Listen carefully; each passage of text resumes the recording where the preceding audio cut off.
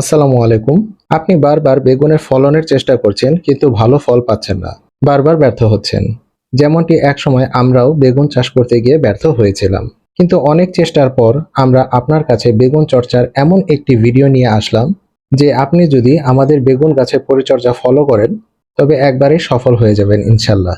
এই ভিডিওতে আমরা আপনাকে বেগুন গাছের বীজ ছেটানো থেকে বেগুন গাছের ফল ধরা পর্যন্ত পুরো পরিচর্যা ব্যাখ্যা করব। তাই আমাদের এই ভিডিওটি দেখলেই পরবর্তীতে আপনার আর বেগুন গাছ নিয়ে দুশ্চিন্তা করতে হবে না। প্রতিবার বেগুন চাষ করে ভালো ফলন পাবেন। এবং এই ভিডিওর শেষের দিকে থাকবে আপনার ছাদ বাগানের যে কোনো গাছের ক্ষেত্রে ফলন বৃদ্ধি ও গাছের পুষ্টির সকল রকম চাহিদা মেটানোর জন্য একটি বোনাস পরিচর্যা।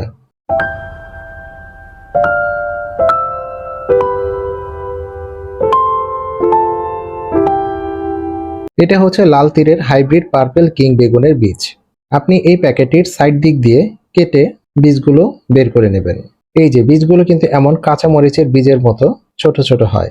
এই বীজগুলোকে এভাবে ঢেকে 18 থেকে 20 ঘন্টা ভিজিয়ে রাখবেন। এই যে দেখুন, 18 থেকে 20 ঘন্টা ভিজিয়ে রাখার পর বেগুনের বীজগুলো এরকম ফুলে ফুলে গেছে। আর বেগুনের বীজগুলো ছিটিয়ে দেওয়ার জন্য এভাবে মাটিগুলো আলগা করে নেবেন এবং মাটিগুলো এরকম সমান করে দেবেন। তারপর বীজগুলো নিয়ে এভাবে ছিটিয়ে ছিটিয়ে দিয়ে দেবেন এবং এভাবে ভালোভাবে ভিজিয়ে পানি দিয়ে দেবেন। আর এখানে দেখুন, বেগুনের বীজগুলো ছেটানোর 2 মাসের মধ্যেই চারা গজিয়ে গেছে। এই 2 মাস আপনি বেগুনের চারার মাটিতে নিয়মিত দিনে একবার করে পানি দেবেন। আর বেগুনের চারা হওয়ার 7 দিন পর পর মাটির মধ্যে একদম অল্প করে গোবর সার দিয়ে দিবেন। এতে বেগুনের চারা তাড়াতাড়ি গড়ে উঠবে। আমরা এখন বেগুনের চারাগুলো একটি নির্দিষ্ট টবে কিংবা গ্রো ব্যাগে বুনে দেব। আপনি বেগুনের চারা বোনার আগে এরকম গর্ত করে ছাই দিয়ে দেবেন। এই যে দেখুন, এভাবে বেগুনের চারা কাঁচি দিয়ে যত্ন সহকারে উঠিয়ে নেবেন। এখানে কিন্তু দুটো বেগুনের চারা আছে, এতে কোনো সমস্যা নেই। আপনি চাইলে এভাবে দুটো চারা একসাথে বুনে দিতে পারবেন। একই রকম ভাবে এই গর্তের মধ্যেও আরেকটি বেগুনের চারা বুনে দেবেন। তারপর এভাবে একদম অল্প করে বেগুনের চারা দুটোতে পানি দিয়ে দেবেন। এই যে দেখুন, চারা বোনার প্রতি 7 দিন পর পর গোবর সার দেওয়ার পর এরকম আকার ধারণ করেছে। এখন আপনাকে বেগুন গাছটিকে ঝোপালো করতে হবে। আর বেগুন গাছকে ঝোপালো করার জন্য বেগুন গাছের একদম নিচের দিকে পাতাগুলো এভাবে কেটে দেবেন এবং বেগুন গাছের নিচের কুশি থাকলে কুশি কেটে দেবেন। আর এই পরিচর্যাটি আপনি বেগুনের চারা কিছুটা বড় হওয়ার পর 1 মাস পর্যন্ত করবেন। তাছাড়া বেগুন গাছে যদি কোনো বয়স্ক পাতা দেখা যায় সেগুলো কেটে দেবেন। আর এই যে দেখুন, বেগুনের চারা বোনার 2 মাসের মধ্যেই বেগুন গাছে ফুল আসতে শুরু করেছে। এই সময় বেগুন গাছে প্রচুর পোকার আক্রমণ হবে। আর এ সকল পোকার আক্রমণ থেকে বেগুন গাছকে মুক্ত করার জন্য আপনি ইমিডাক্লোপ্রিড গ্রুপের কীটনাশক ব্যবহার করবেন। যেমন আপনি ইমিটাফ ব্যবহার করতে পারেন। আমরা ইমিটাফ ব্যবহার করে খুব ভালো উপকার পেয়েছি। তাছাড়া ইমিটাফ ব্যবহারের পাশাপাশি আপনি আপনার টবের মাটি এবং বেগুন গাছকে পোকার আক্রমণ থেকে মুক্ত রাখার জন্য কার্বোফুরান ব্যবহার করতে পারেন। আপনি এই কার্বোফুরান প্রতি 6 মাসে একবার করে ব্যবহার করবেন। এতেই সমস্ত রকম পপুলার পোকামাকড় থেকে আপনি আপনার বেগুন গাছকে মুক্ত রাখতে পারবেন। আপনি 8 গ্যালন সাইজ টবের হিসাবে এই যে হাফ চা চামচ পরিমাণ কার্বোফুরান নিয়ে এভাবে মাটির সাথে 6 মাস পর পর মিশিয়ে দেবেন। এই পরিচর্যাটি যে কোনো গাছের জন্য প্রযোজ্য হবে। আপনার বেগুন গাছের বয়স 2 মাস হওয়ার পর যখন আপনার বেগুন গাছে এরকম ফুল আসতে শুরু করবে, তখন থেকে প্রতি 23 দিন পর পর থিওভিট, ফ্লোরা ও বোরন সারের মিশ্রণ বানিয়ে স্প্রে করতে হবে। এক্ষেত্রে আপনি 1.5 লিটার পানির সাথে 1 চা চামচ পরিমাণ থিওভিট, 2 গ্রাম পরিমাণ বোরন সার এবং 2 মিলিলিটার পরিমাণ ফ্লোরা নিয়ে ভালোভাবে মিশিয়ে বোতলে ঢেলে স্প্রে বোতলটি অ্যাক্টিভ করে এভাবে বেগুন গাছে স্প্রে করে দেবেন। এই যে দেখুন, গাছে কিন্তু অলরেডি ছত্রাকের আক্রমণ শুরু হয়ে গেছে। তাই বেগুন গাছে ফুল আসার পর থেকে 23 দিন পর পর এই পরিচর্যাটি চালিয়ে যাবেন। এতে আপনার বেগুন গাছের ফুল টিকে গিয়ে বেগুন আসবে। আর এখানে দেখুন, বেগুন গাছের চারা বোনার 3 মাসের মধ্যেই বেগুন গাছে প্রথম বেগুন এসেছে। এটা কি আনন্দের সেটা আপনাকে বলে বোঝাতে পারবো না।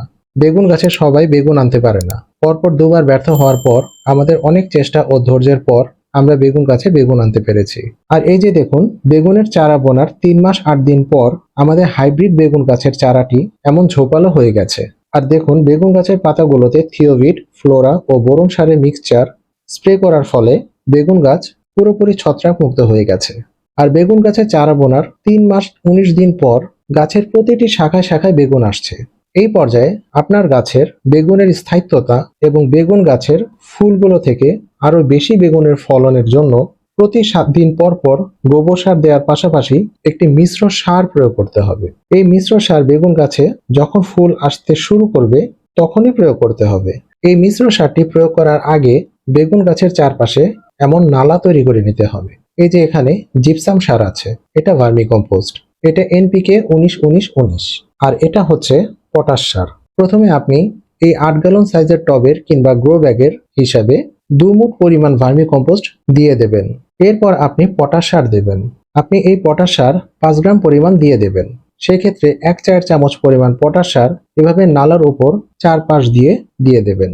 আর এই এনপিকে 19-19-19 1.5 চা চামচ পরিমাণ নিয়ে নালার চারপাশে এভাবে দিয়ে দেবেন এবং এখান থেকে জিপসাম সার 5 গ্রাম পরিমাণ সেই হিসেবে 1 চা চামচ পরিমাণ জিপসাম সার আপনি নালার উপর চারপাশে এভাবে ছিটিয়ে দেবেন।